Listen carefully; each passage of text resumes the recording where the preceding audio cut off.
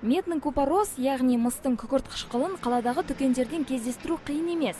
Арыз берушінің айтуы бойынша, бірнеше сауда орындарына бас сұққанымызда, расында сапасыз тауардың еркін сатылып жатқанына көз жеткіздік. Бір орамадағы сондай тотияйынның бағасы 400 теңге екен.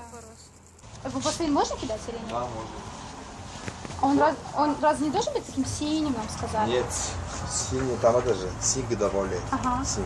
А Это не синька. Это что? Это чисто медный купорос. Ал мына сатушы бізге нағыз тотияйынның қандай болатынын айтып берді. Оның сөзінше қазір сырттай ұқсатып жасалған көшірмелер көбейіп кеткен. Яғни тұз бен көк түсті бояғыш заттардан тұратын қоспалар сатылымға түскен.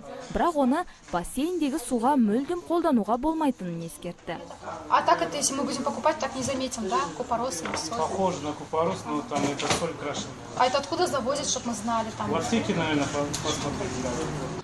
Сатушылардың кінәсін іс жүзінде дәлелдеу мүмкін емес. Өйткені орамада өндіруші немесе жеткізуші туралы ешқандай мәлімет жазылмаған.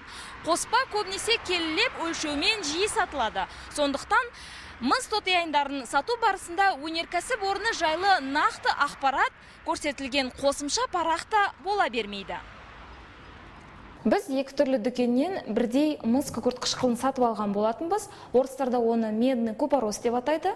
Бұлардың сапасын анықтау үшін арнайы тәжірибе жүргізуді ұйғардық. Ол үшін химиялық тілмен айтқанда купрум SO4-ті алып, кәдімгі сумен араластырамыз.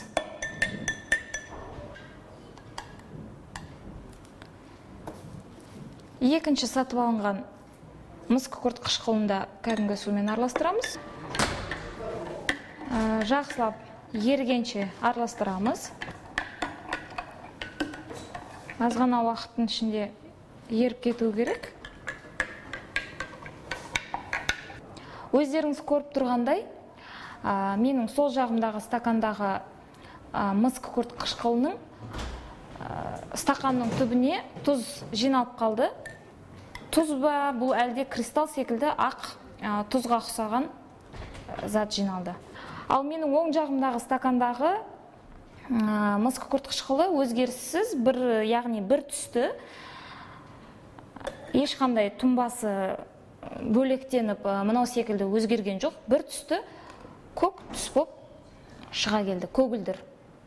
Облыс бойынша мыстың күкірт қышқылын тексеруден өткізетін лицензияланған зертхана жоқ. Ал сатушылар сапасы нашар тауарды нағыз түпнұсқа деп сатуда. Егер оны бассейнде қолдансақ, денсаулыққа қаншалықты кері әсерін тигізері де белгісіз. Сондықтан мыс тотияйынын сатып аларда сапасына назар аударған жөн. Гүлбану Айдүсенова, Бахадыр Тажибаев, Талғат Қырғызалиев, ТВК телеарнасының жаңалықтар қызметі.